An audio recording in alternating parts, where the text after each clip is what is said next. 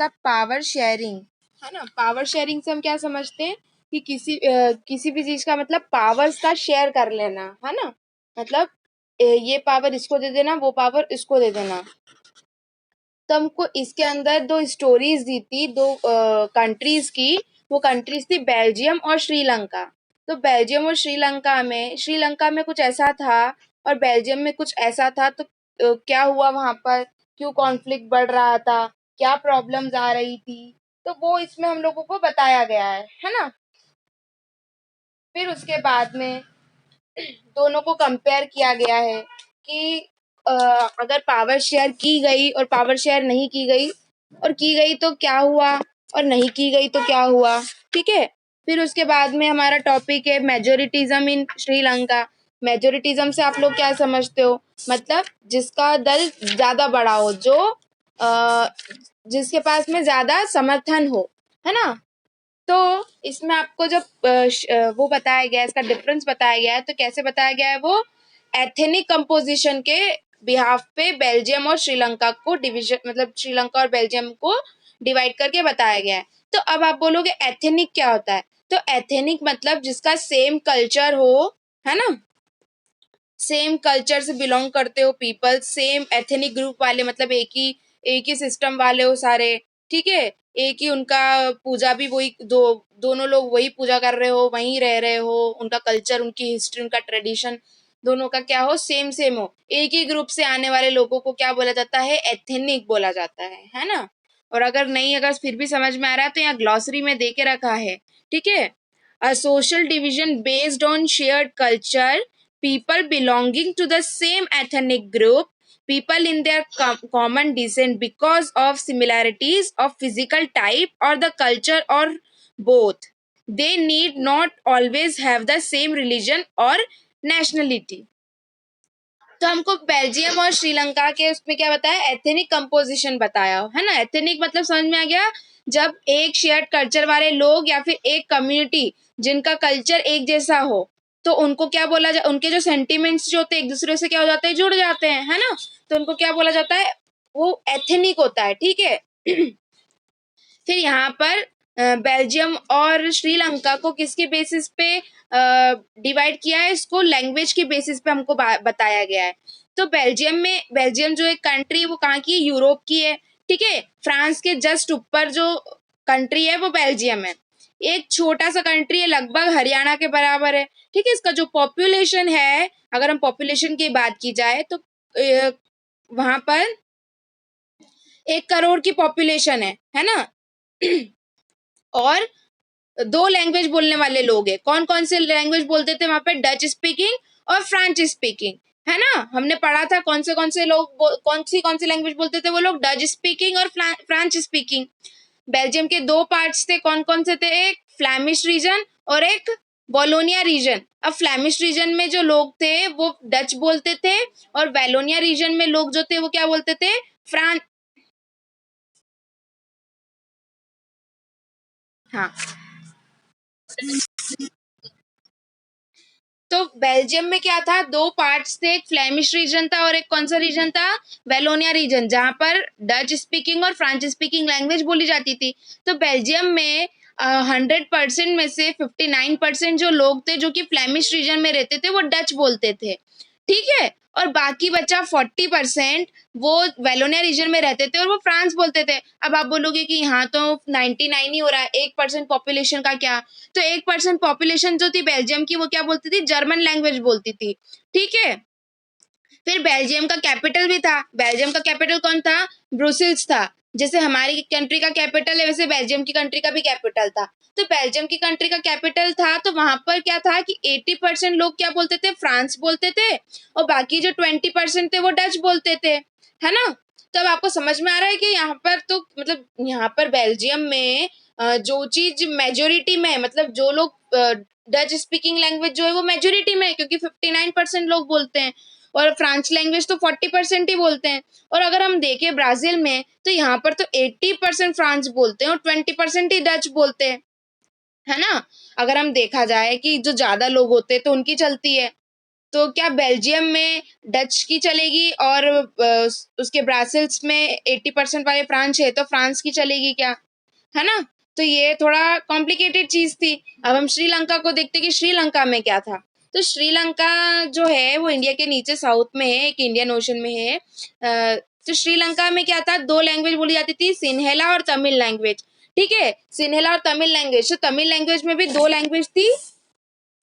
दो लैंग्वेज कौन सी थी, एक तो तमिल स्पीकर्स थे, एक श्रीलंकन तमिल्स थे। ठीक है, सॉरी, श्रीलंकन तमिल्स और इंडियन तमिल्स थे। देखो, श्रीलंका में दो लैंग्वेज बोली जाती थी, कौन सी, सिन्हेला स्पीकर्स और तमिल स्पीकर्स। तो जो सिन्हेला स्पीकर्स थे वो कितने थे, 74% सिन्हेला स्पीकर्स थे। ठीक है, कितने परसेंट स्पीकर्स थे, 74%। और और तमिल स्पीकर्स थे 18%, है ना। अब तमिल स्पीकर्स में भी डिवीजन था, तमिल स्पीकर में श्रीलंकन तमिल्स थे और इंडियन तमिल्स थे। ठीक है, अब श्रीलंकन तमिल्स जो थे वो 13% थे वहां पर, और जो इंडियन तमिल थे वो कितने परसेंट हो जाएंगे, 7%, सॉरी सॉरी 5%, है ना। फिर इसके बाद में आगे बताया है कि as you see from the map Sri Lanka Tamils are contracted in north of the, ये आपको जो मैप दे के रखा है इसके अंदर आपको बताया गया है कि जो ऑरेंज कलर में है वो ब्राजील कैपिटल रीजन है, वेलोनिया रीजन है, फिर उसके बाद में फ्लेमिश रीजन है और जर्मन रीजन है। मतलब ये पूरा का पूरा आपको यूरोप का और श्रीलंका का बता, सॉरी, बेल्जियम का और श्रीलंका का बता के रखा है यहाँ पर कि कितने लोग कितनी लैंग्वेज बोलते थे वहां पर, है ना। फिर हमने मेजोरिटी देखी थी, तो श्रीलंका की इंडिपेंडेंसी देखी थी कि कब हुई थी, 1948 में हुई थी। ठीक है, वहां पे जो सिन्हेला कम्युनिटी थी वो ज्यादा मतलब मेजोरिटी में थी, है ना, क्योंकि वहां पर सिन्हेला स्पीकर्स कितने थे, 74% थे। तो उन लोगों ने, अब उसका रिजल्ट क्या हुआ कि उन्होंने डेमोक्रेटिकली एक गवर्नमेंट इलेक्ट करी, एक अडॉप्ट करी, जिसको उन्होंने क्या नाम दिया, मेजोरिटेरियन। ठीक है,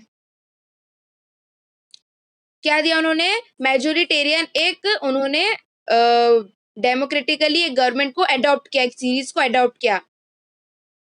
फिर उसके बाद में 1956 में एक एक्ट पास किया जिसके अंदर उन्होंने क्या किया, जो लैंग्वेज थी वो सिनेला मतलब उसको राष्ट्र लैंग्वेज बता दिया उन्होंने। ठीक है, तमिल को डिसरिगार्डेड कर दिया। ठीक है, जो गवर्नमेंट थी वो सब चीजें किसको प्रेफरेंसेस किसको दे रही थी, सिन्हेला को दे रही थी।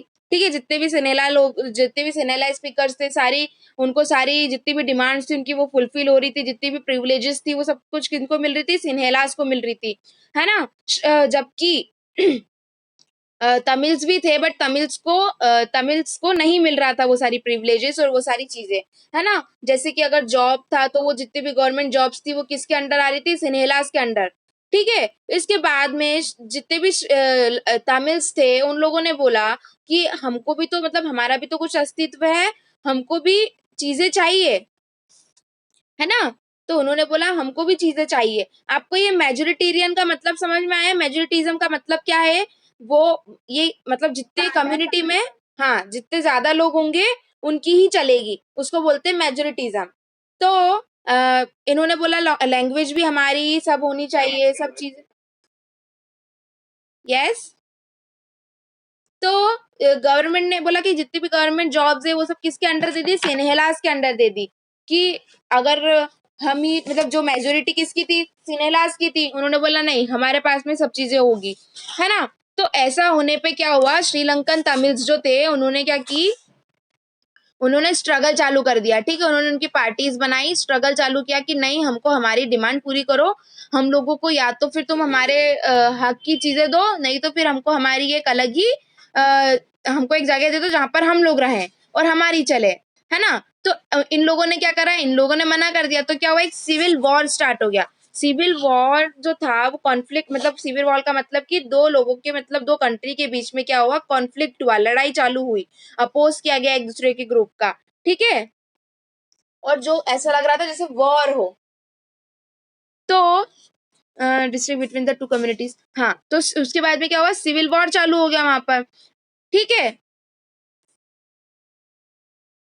कुछ लोग जो थे वहां पर, कुछ लोग छोड़ के चले गए और कुछ लोगों ने वहां पर कंटिन्यू उनका स्ट्रगल कंटिन्यू किया। तो श्रीलंका में समझ में आया।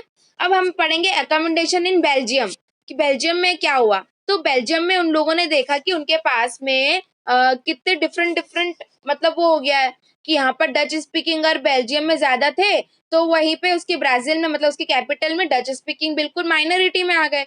तो उन लोगों ने बोला कि हम पावर्स जो है वो डिवाइड कर लेते हैं, वो क्या करते हैं, हम शेयर कर लेते हैं पावर्स को, है ना। उन लोगों ने कॉन्स्टिट्यूशन अडॉप्ट किया जिसमें उन्होंने डच और फ्रेंच स्पीकिंग लैंग्वेज वालों को भी दोनों कम्युनिटी को बिठाया। मतलब कि डच स्पीकिंग वाले भी उस कम्युनिटी में थे और फ्रेंच स्पीकिंग वाले भी उस कम्युनिटी में थे, जिससे कि दोनों अपना मत वहां पर रख सके। ठीक है, उन्होंने उसके बाद में क्या किया, many powers of the central, कुछ पावर्स उन्होंने सेंट्रल गवर्नमेंट को दे दी, कुछ पावर्स उन्होंने स्टेट गवर्नमेंट को दे दी और कुछ पावर्स उन्होंने मतलब कुछ कुछ पावर्स उन लोगों ने एक हर किसी को दे दी। फिर उसके बाद में उन्हें ब्राजील को भी एक सेपरेट कम्युनिटी बनाया गया दोनों को, ताकि वो अपने फ्रेंच स्पीकर्स को भी क्या कर सके, रिप्रेजेंट कर सके, और डच स्पीकर्स भी अपनी रिप्रेजेंटेशन को वहां पर कंटिन्यू रख सके। कहाँ पर, सेंट्रल गवर्नमेंट में। फिर उसके बाद में उन्होंने एक और चीज निकाली, इसमें 4 चीजें उन्होंने निकाली थी इस कॉन्स्टिट्यूशन में उन्होंने। और चौथी चीज ये निकाली थी कि अगर apart from the central state and there is a third kind, उन्होंने एक कम्युनिटी गवर्नमेंट बनाई। कम्युनिटी गवर्नमेंट में उन्होंने क्या किया कि लैंग्वेज के बेसिस पे या किसी दूसरे बेसिस पे या कास्ट के बेसिस पे, रिलीजन के बेसिस पे कोई भी डिस्क्रिमिनेशन ना हो, और अगर हो तो वो कौन संभालेगा, कम्युनिटी गवर्नमेंट संभालेगी। ये उन्होंने उनकी पावर इस हिसाब से अपने आप में क्या की, डिवाइड कर ली थी। ठीक है, तो यहाँ पर कोई कॉन्फ्लिक्ट की संभावना नहीं हुई, है ना। पर श्रीलंका में तो कॉन्फ्लिक्ट हो रहा था, वहां पर तो वॉर चल रहे थे। क्यों चल रहे थे, क्योंकि वहां पर उन लोगों ने क्या किया, सारी पावर्स एक ही ने ले ली और सारी प्रिविलेजेस भी एक ही कम्युनिटी उठा रही थी, है ना। यहाँ पर कितनी कम्युनिटी थी, 2 कम्युनिटीज थी, सेंट्रल गवर्नमेंट थी और स्टेट गवर्नमेंट थी। पर उन्होंने क्या बोला, एक और कम्युनिटी निकाली जिसको उन्होंने कौन सी कम्युनिटी नाम दिया, कम्युनिटी गवर्नमेंट निकाला, जिसके अंदर उन्होंने क्या बोला कि जितने भी कास्ट, रिलीजन, इन सब से ये वाले जितने भी मैटर्स रहेंगे वो वो कौन संभालेगा,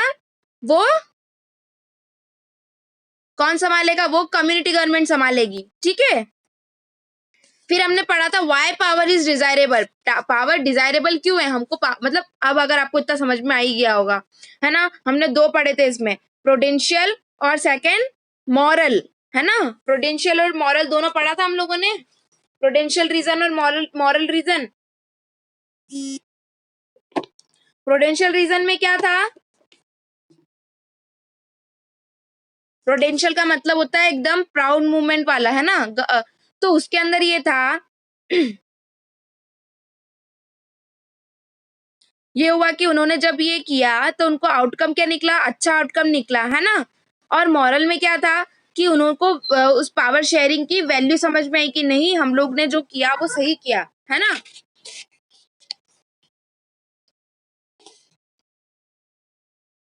तो पावर इसीलिए डिजायरेबल थी वहां पर। अगर हम लोगों ने 2 कहानी देखी, बेल्जियम की और श्रीलंका की, तो आपको क्या समझ में आता है, अगर पावर हम लोग शेयर नहीं करेंगे तो क्या बढ़ेंगे, कॉन्फ्लिक्ट बढ़ेंगे, है ना। जैसे कि दो दो डिफरेंट रीजंस थे, ठीक है, उन दोनों ने पावर शेयर नहीं किया, सॉरी, एक ने पावर शेयरिंग नहीं की और एक ने पावर शेयर की। पावर शेयरिंग से क्या होता है, कॉन्फ्लिक्ट की जितनी भी संभावनाएं होती, जितने भी चांसेस होते हैं, वो सब क्या हो जाते हैं, खत्म हो जाते हैं, है ना। जितने भी सोशल कॉन्फ्लिक्ट्स होते हैं, जितना भी वायलेंस होता है, पॉलिटिकल इंस्टेबिलिटी जो क्रिएट होती है कॉन्फ्लिक्ट करने से, है ना, वो सब क्या हो जाती है, खत्म हो जाती है वहीं पे ही।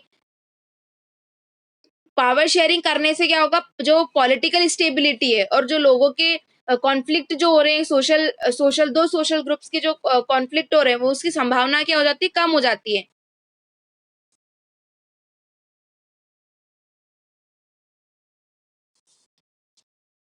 और इसका अगर ऐसा है कि अगर मेजोरिटी है, तो इसका मतलब ये नहीं कि मेजोरिटी जो है माइनॉरिटी वालों को क्या करेगी, डोमिनेट करेगी, है ना। यहाँ पर सभी का अधिकार होता है। तो दोनों दोनों लोग अपने अपने अपने मत रखें और जिसका सुझाव ज्यादा अच्छा हो उसको कंटिन्यू कंट्री को रन करने के लिए यूज किया जाए। ठीक है, तो इसमें पावर डिजायरेबल यही था इसका इतना मीनिंग। फिर हम लोगों ने पढ़ा था आगे कि forms of power sharing. Power sharing के क्या फॉर्म्स है ना। तो चार आइडियाज थे, ठीक है। चार आइडियाज थे, कौन कौन से थे? Power share among different organs of government. Different organs of government मैंने बताया था कि गवर्नमेंट्स की कितने ऑर्गन्स थे? 3 organs are there. First legislature, executive, judiciary. Legislature क्या थी? जो कि बिल बनाती है। एग्जीक्यूटिव क्या थी? जो बिल को पास करती है, मतलब लॉ बना देती है। और जुडिशरी क्या होती है? जो जज करती है, ठीक है। अब इनका ऐसा है कि लेजिस्लेचर का काम एग्जीक्यूटिव, मतलब लेजिस्लेचर का काम लेजिस्लेचर देखेगा, एग्जीक्यूटिव का काम एग्जीक्यूटिव देखेगा, जुडिशरी का काम जुडिशरी देखेगा, है ना। जुडिशरी उठ के ये तो नहीं आ सकता कि लाओ मैं बिल बना देता हूँ, या लेजिस्लेचर जाके ये तो नहीं कर सकता कि लाओ मैं जजमेंट पास कर देता हूँ, है ना। तो सबकी पावर्स क्या है? डिवाइडेड है, और सबकी पावर्स क्या है? लिमिटेड है ना। जो ये सेपरेशन है वो यही बताता है कि किसी के पास में भी अनलिमिटेड पावर्स नहीं है, सबकी पावर्स क्या है? लिमिटेड है। इससे क्या होता है? बैलेंस बना रहता है वहां पर, है ना। फिर इसके बाद में आपको बताया they are responsible to the parliament और स्टेट असेंबली। सिमिलरली द जजेस अपॉइंटेड टू द एग्जीक्यूटिव। जो जजेस हैं वो किसके द्वारा अपॉइंट किए जाते हैं? एग्जीक्यूटिव के द्वारा, ठीक है। और जो फंक्शंस जो भी एग्जीक्यूटिव और लॉज मेड होते हैं वो कौन जज करता है? लेजिस्लेचर जज करता है। तो जो ये अरेंजमेंट होता है कि पूरे सिस्टम का, इसको क्या बोलते हैं? System of checks and balances, ठीक है। सेकेंड हमारा था power can be shared among government at different levels. Power जो है वो गवर्नमेंट को डिफरेंट डिफरेंट लेवल्स पे क्या की गई है? शेयर की गई है ना।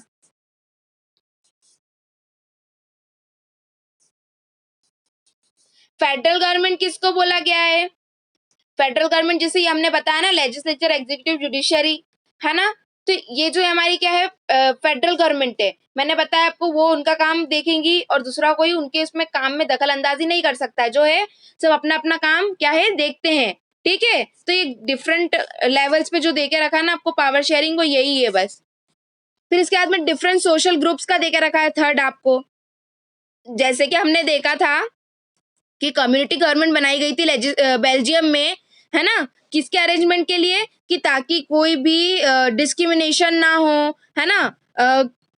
जो मेजोरिटी पीपल है वो माइनॉरिटी पीपल को क्या करे? डोमिनेट ना करे। तो इसीलिए क्या किया गया था? सोशल ग्रुप, मतलब डिफरेंट पावर शेयर की गई थी किसको? सोशल ग्रुप्स को, है ना।